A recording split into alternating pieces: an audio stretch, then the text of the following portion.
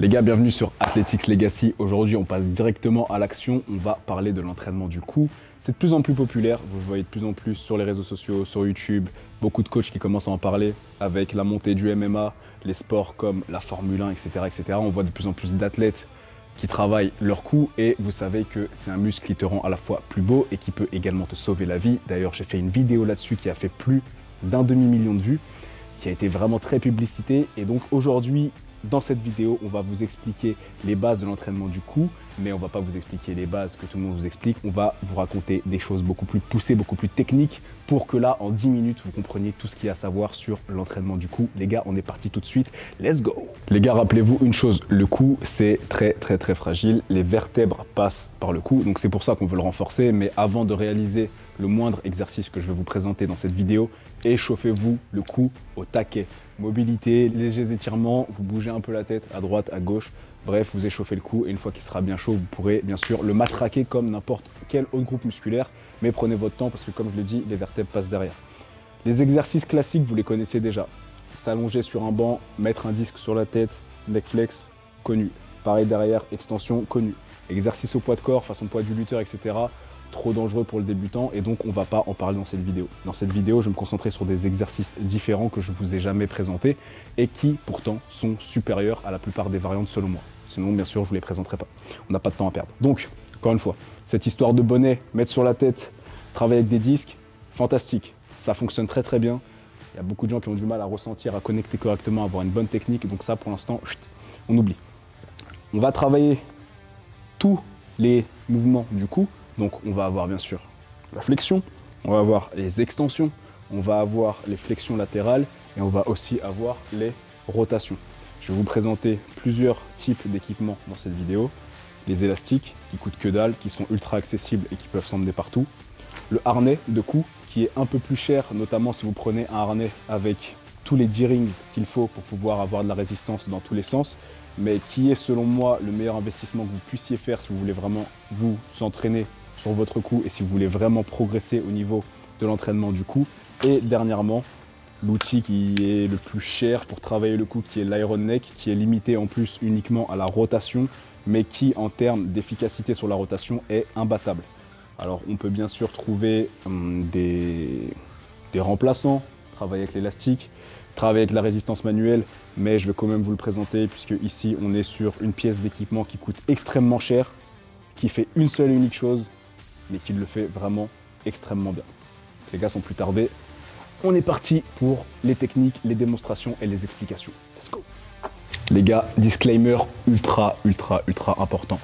Le cou, c'est un muscle qui est fort. Par contre, les vertèbres, qui sont les os de la colonne vertébrale qui passent derrière, dans le cou, justement, sont très fragiles. Donc, renforcer au taquet, c'est une chose, mais avant de renforcer, il faut bien sûr mobiliser et s'échauffer. Préparer la zone. C'est pas grave d'arriver directement, de prendre des haltères et de commencer à curler, c'est pas si fragile. Ne commencez pas à mettre directement de la charge sur votre cou, sans échauffement, sans mobilité, sans préparation, et aller directement matraquer vos muscles. Autre chose, lorsque vous musclez votre cou, évitez d'aller à l'échec absolu et évitez de faire trop de volume. Des courbatures au biceps, c'est une chose. Des courbatures au quadri, c'est une chose. Les gars, les courbatures au cou, et notamment à la nuque, c'est insupportable et invivable. Quand au quotidien, tu peux même pas tourner la tête parce que tu es ultra courbaturé, et en plus, ça dure longtemps. Donc vraiment, je vous le déconseille, évitez d'aller à l'échec absolu et évitez de faire trop de volume. Et encore une fois, je réappuie, échauffez-vous au taquet. Ici, les gars, on va s'intéresser aux fonctions principales du cou, qui sont bien sûr la flexion, l'extension et les flexions latérales. C'est grâce à ces mouvements-là qu'on va aller recruter les gros muscles, donc les muscles superficiels du cou. Ensuite, on va avoir l'isométrie et les rotations qui vont aller chercher les muscles un peu plus profonds. Pour moi, la meilleure façon de travailler la flexion, l'extension et la flexion latérale, c'est de se procurer un harnais. Encore une fois, on peut bosser bien sûr avec des poids libres, allongés sur un banc, en utilisant la résistance du disque, mais se procurer un harnais, ça change tout. Si vous procurez un harnais, ne prenez pas un harnais avec uniquement des 10 rings qui pendent ici en bas.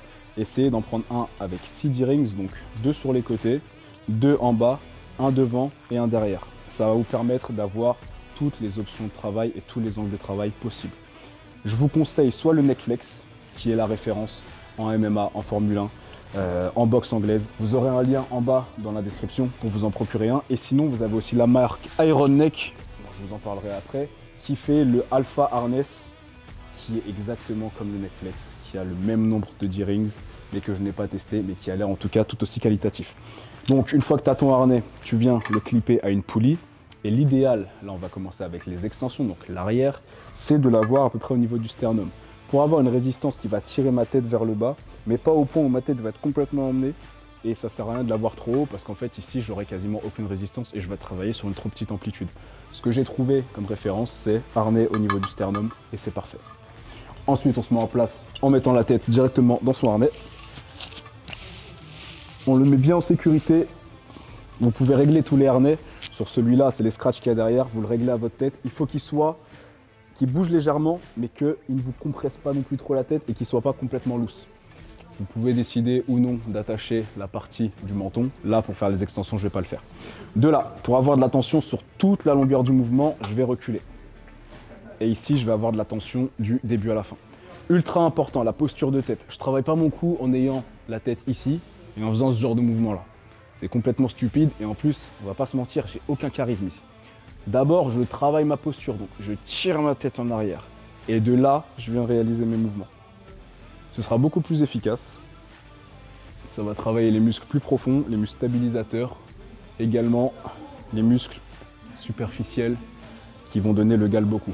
Donc ça à éviter, ça ne sert pas à grand chose.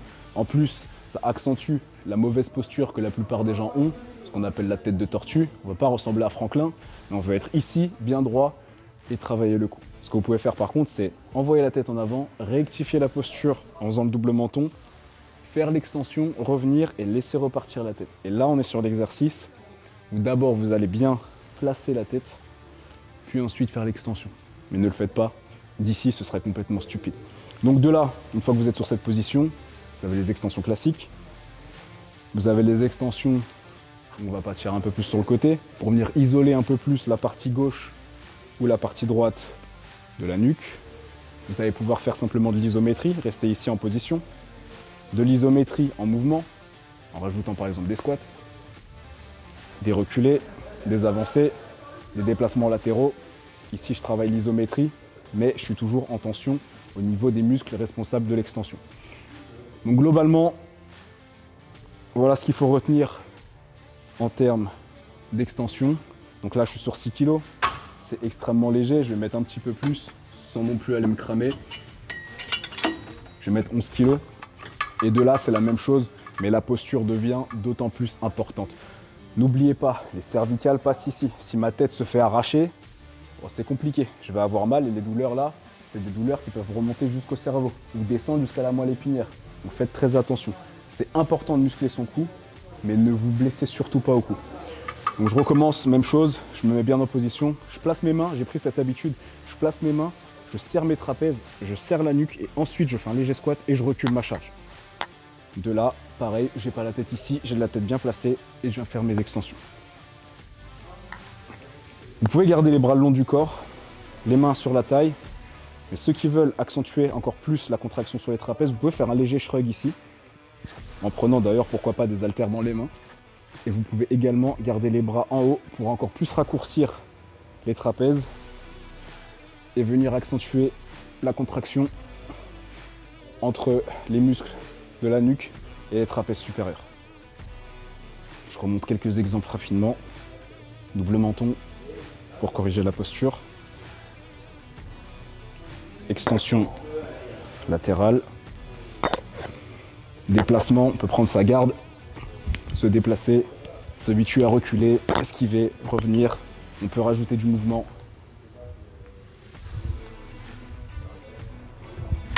Et voilà comment bosser l'extension du cou avec le neck flex. Maintenant qu'on a vu les extensions les gars, on va bien sûr passer au mouvement que tout le monde attend, les neck flex. Mais d'abord, on va parler des flex latéraux. Donc au lieu d'avoir les D-rings ici, ce que je vais faire, c'est que je vais les déclipper et je vais en mettre un devant et un derrière. Là, la poulie est à ma droite, donc la tension sera sur le côté gauche du cou. Vous remarquez que je n'ai absolument pas touché à la hauteur de la poulie par rapport à mes extensions. Je suis toujours à hauteur de sternum et c'est parfait.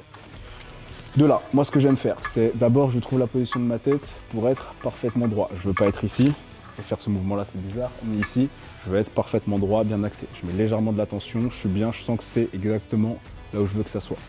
De là, cette main, je vais la placer sur la poulie et je vais reculer sur le côté. Cette main va me servir à me stabiliser, mais aussi stabiliser la poulie pour éviter qu'elle aille dans tous les sens. Donc ma main là, elle est bien posée ici et ça me donne une bonne longueur de bras pour travailler. Ici, je reste parfaitement droit. Ma tête, encore une fois, elle n'est pas sur une mauvaise posture. J'ai la tête bien dans l'axe. Et là, je viens tout simplement pencher sur le côté et faire une flexion latérale. Je laisse étirer, flexion latérale. Donc ici, littéralement, je travaille vraiment toute cette partie-là. Là, elle est en tension. Là, elle est parfaitement contractée. Étirer, contracter. On a tendance à faire beaucoup de flexion droite, beaucoup d'extension droite et à complètement délaisser les flexions latérales, alors qu'elles sont également très importantes.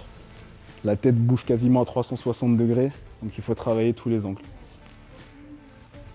Une fois que j'ai fini mon côté, j'ai pas besoin d'enlever le harnais et de déclipper. Regardez, j'ai juste à mettre une main devant, une main derrière, me tourner et je suis en position pour travailler. Donc là, ça va être la même chose, on aura une prise de vue du dos, du coup ce sera magnifique, vous aurez tout vu.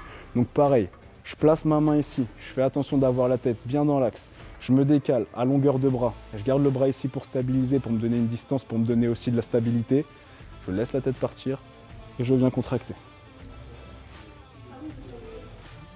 Faites attention ici à ne pas, sans le vouloir, shrugger, parce qu'il y a beaucoup de personnes qui pensent que c'est la tête qui bouge, mais en fait ils font ça avec leurs bras. Gardez le bras bien bas ici, limite attrapez votre cuisse pour être sûr de ne pas bouger du tout. Et de là, vous pouvez rentrer le mouvement en toute sécurité. Et surtout de façon optimale. Je laisse étirer. Donc comme pour les extensions, on peut rajouter du déplacement, on peut rajouter de l'avant, de l'arrière, on peut rajouter des mouvements un peu balancés, des déplacements pour travailler la tête en isométrie et avec de la tension un peu aléatoire. C'est vous qui voyez en fonction de vos objectifs. Mais voilà comment réaliser les flexions latérales avec le harnais. On va terminer du coup les gars avec les flexions avant. Tout le monde veut des gros muscles ici à l'avant pour paraître méga massif et impressionnant. Et puis on sait, comme je vous l'ai dit, que la mâchoire plus le cou, ça rend vraiment plus beau. Ça rend le visage beaucoup plus attractif. Donc ici, je remets le harnais sur ma tête de façon droite. Mais cette fois, je vais mettre la poulie tout en haut. Avant de mettre la poulie tout en haut, je vais me clipper. Ce sera plus simple dans cet ordre-là. Donc un clip devant, un clip à gauche, pardon, un clip à droite. Hop, je place mon mousqueton comme il faut. Parfait. De là, pareil, je vais mettre une charge très légère pour travailler. 11 kg, ça suffira. Et là, au lieu de travailler d'ici, je vais venir monter la poulie. Ok. Ici, le meilleur angle que j'ai trouvé pour vraiment venir mettre une grosse tension, c'est pas d'aller vers l'avant, c'est juste de garder le dos plaqué contre le pilier ici de la poulie, d'amener mes mains au niveau de mes genoux, et d'ici, je suis en tension parfaite pour avoir une très bonne contraction à ce niveau-là et un très bon étirement à ce niveau-là. Chose à remarquer, quand je travaille l'avant, forcément, j'ai besoin d'emmener la tête. Donc si j'emmène la tête, à ce moment-là, c'est intelligent de venir clipper le menton parce que ça me donnera encore plus de résistance à ce niveau-là pour emmener et ça permettra d'avoir un harnais beaucoup plus stabilisé. Donc même chose, poulie en haut, je me baisse un peu. Ici, il y a déjà de la tension, mais je vais me baisser d'autant plus. Les mains sur les genoux, j'étire ici, je contracte, je reviens.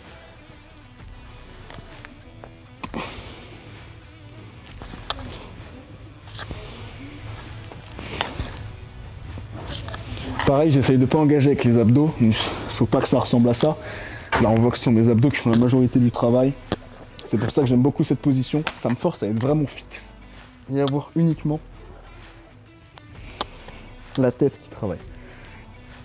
Plutôt le cou qui travaille. La tête ne travaille pas vraiment. Ce que j'aime avec cette option, c'est que quand je vais me rapprocher de l'échec et que j'aurai du mal à réaliser la concentrique, je vais pouvoir ralentir l'excentrique, utiliser mes mains m'aider pour aller faire une concentrique, puis re-résister à nouveau.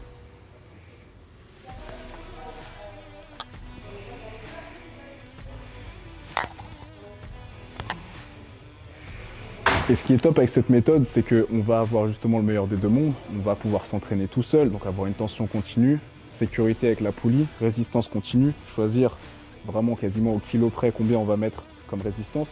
Mais surtout, je vous parlais de la résistance manuelle qui est supérieure dans le sens où quand un pote appuie sur ta tête, il peut appuyer moins à l'aller et beaucoup plus au retour là où tu es plus fort. Avec cette méthode, c'est exactement ce qui se passe. Là, en gros, c'est comme si mon pote appuyait pas très fort à ce moment-là et qu'il me mettait beaucoup de tension. Donc là, il appuie moins fort, c'est moi qui m'assiste. Et là, il appuie plus fort, c'est moi qui me désassiste. Et donc, ça permet de travailler la force de l'excentrique, qui est beaucoup moins importante sur la phase concentrique. Et c'est la seule technique que j'ai trouvée pour réaliser ça. Une fois qu'on a terminé ces flexions avant, ce qu'on peut faire, c'est exactement comme pour les extensions et les flexions latérales, redescendre un peu le niveau de la poulie et venir faire les mouvements de résistance, faire des déplacements.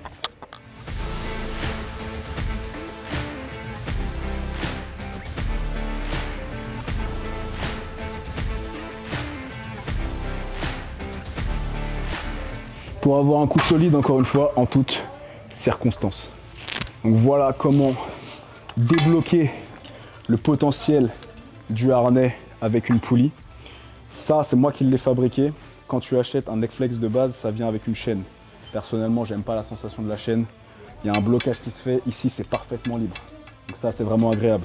J'ai juste pris une corde à Leroy Merlin. Elle m'a coûté 2 €. J'ai acheté des mousquetons rotatifs pour éviter qu'il y ait trop de friction et surtout pour permettre à ma tête de travailler librement sans abîmer mes cervicales et mes vertèbres. Et voilà, je me retrouve avec un système ultra optimal pour bosser le cou.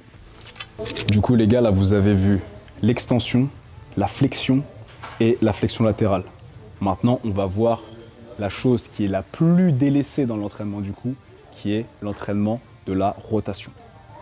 La technique classique, la technique ultra cheap, c'est d'avoir un élastique, de venir l'ancrer, encore une fois, toujours à cette hauteur de sternum, qui sera pour la plupart d'entre vous, alors après c'est préférences personnelles et ressenties, mais qui sera en général vraiment le point de référence, le point d'ancrage qui fonctionne un peu chez tout le monde.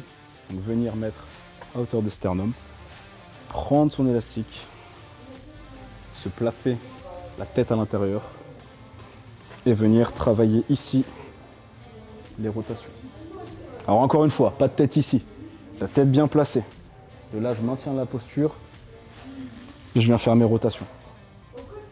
L'objectif, c'est de travailler lentement, d'être en contrôle, de toujours savoir ce qu'on réalise et de ne pas bêtement venir secouer la tête comme ça. Ce qui aurait, encore une fois, pour problème de mettre trop de tension, instable en plus, sur la nuque. Ça peut vous causer des blocages et c'est vraiment mauvais. Donc ici, les rotations dans l'élastique. Donc moi, ça ne me pose pas de problème parce que j'ai les cheveux courts. Donc il y a des gens qui vont mettre un bonnet et le bonnet il va glisser. Les filles, problématique, ça leur arrache les cheveux. Les gars qui ont des cheveux longs, ça leur arrache les cheveux. Si tu as les cheveux courts, tu peux le faire. Mais bon, c'est quand même une option efficace, mais on a créé mieux. Je te montre quand même l'avant. Je vais faire exactement pareil devant, donc tu avances, prends en tension et tu viens réaliser tes rotations. Et comme tu vois sur mon front, l'élastique il est un peu instable, il bouge, mais on va pas cracher dans la soupe, ça coûte pas cher, ça fonctionne. C'est portable, tu peux l'emmener avec toi à l'hôtel, en vacances, chez ta famille, peu importe. Donc on va pas cracher dessus. Tu peux faire exactement la même chose pour terminer sur les côtés.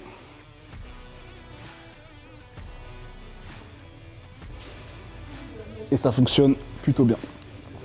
La deuxième option, c'est, tu peux le faire au poids de corps. Pour le faire au poids de corps, vraiment c'est pas compliqué. Laisse-moi voir, ici c'est solide.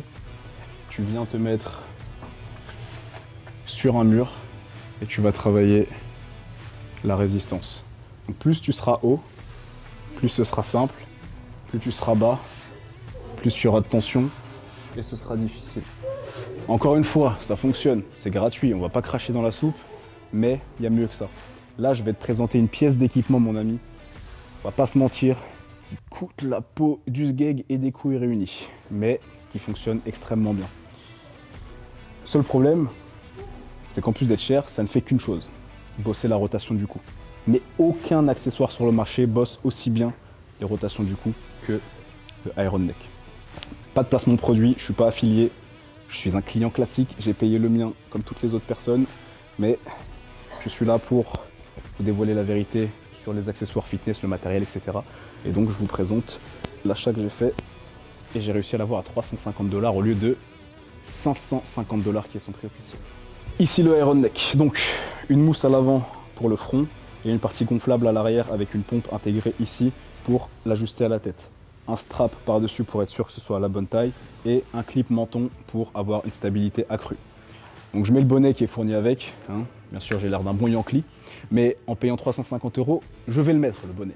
Avec fierté, je vais le mettre le bonnet, frère. Donc je mets bien la mousse sur mon front, ensuite je viens pomper avec la pompe qui est juste ici, donc là ça gonfle l'arrière de ma tête, ça me stabilise parfaitement, je me sens bien, je viens clipper, j'aurais peut-être dû clipper avant, une certaine logique, mais c'est pas grave. Et là c'est un strap de menton et non pas du cou, donc ça vient sur le menton. Je continue de pomper un peu et parfait. Et donc comment ça fonctionne? Je dois avoir, il est là. J'ai ici un ancrage qui tourne. Donc là il tourne, mais le but c'est pas que lui tourne, c'est que lui soit ancré, je vais faire la démonstration tout de suite, et que moi je tourne. On passe à l'action, on sait bien qu'une image vaut 1000 mots et qu'une vidéo vaut 1000 images. Donc en gros si je fais des mathématiques, je vais aller m'entraîner. Alors, ici, encore une fois efficace. Ça coûte pas 550 $ en plus. Et puis t'as l'air quand même moins con que ça. Donc ici, d'habitude on met à hauteur de sternum. Vu que là l'ancrage il n'est pas ici mais un peu plus haut, je vais juste mettre à hauteur de cou. Là. Ensuite, je me clip dedans. À combien je suis? 11 kg. On va mettre un petit peu moins pour la démo. 8,75 et hop, parfait. De là, même chose, je prends ma posture de travail. Je laisse pas ma tête aller ici. Encore une fois, les gars, faites pas ça, s'il vous plaît. Bien droit, belle posture, double menton ici. Et de là, je vais pouvoir travailler mes rotations avec une résistance constante et parfaite. L'ancrage, il bouge jamais. Donc en fait, la tension, elle viendra toujours ici. Vu que la tension vient d'ici, là, ma nuque, elle est parfaitement symétrique dans l'angle de tension et donc j'ai de la tension qui est parfaitement équilibrée. Mais à partir du moment où je vais tourner ma tête, là, la tension, elle passe sur la droite de la nuque. Là, je reviens au milieu et là, elle passe sur la gauche de la nuque.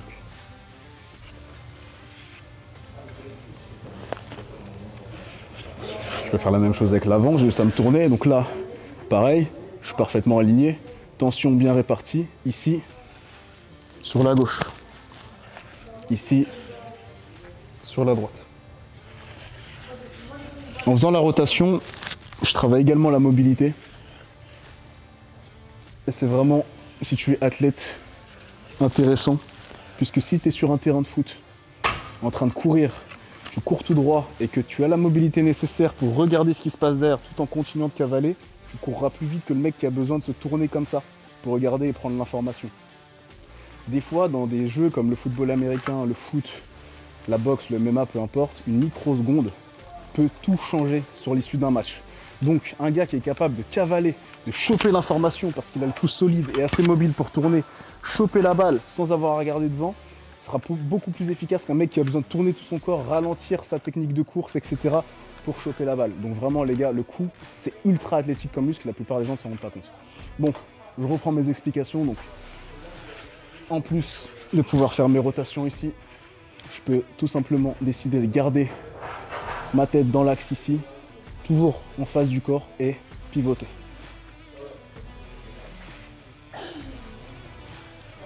D'un sens ou de l'autre. Et là, ça me force en plus à travailler vraiment ma posture sous tous les angles de résistance. Et comme tout à l'heure, des mouvements un peu plus imprévisibles, comme des 8 par exemple. ou tout simplement des déplacements avec mouvement de tête.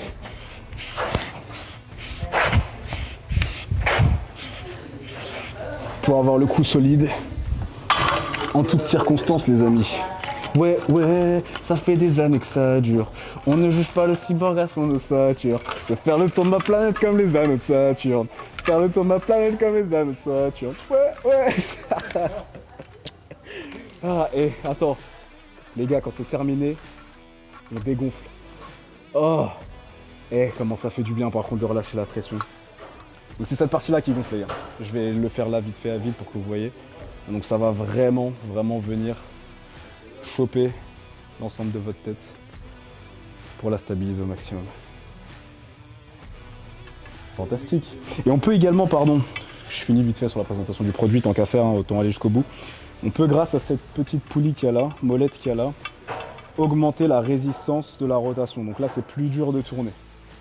Donc ça rajoutera, en plus d'avoir la tension qui vous tire vers l'avant, une rotation plus difficile parce qu'il y aura la tension de la molette qui aura été durcie. Voilà, tout simplement. Donc les gars, en regardant cette vidéo, vous avez compris comment entraîner votre cou au harnais sous tous les angles. En plus, les rotations. Comment le faire pour pas cher, comment le faire pour cher, comment être un Yankee. D'ailleurs, qu'est-ce que je fais encore avec ça sur la tête? C'est n'importe quoi, c'est pas sponsorisé. Si vous voulez sponsoriser, les gars, faites-vous plaisir. Moi, je suis là, moi, je fais de la pub. Wallah, Bella, et tu m'aimais bien, je t'aimais bien, tu s'occupes de tout, je s'occupe de rien, tu connais, tu vois.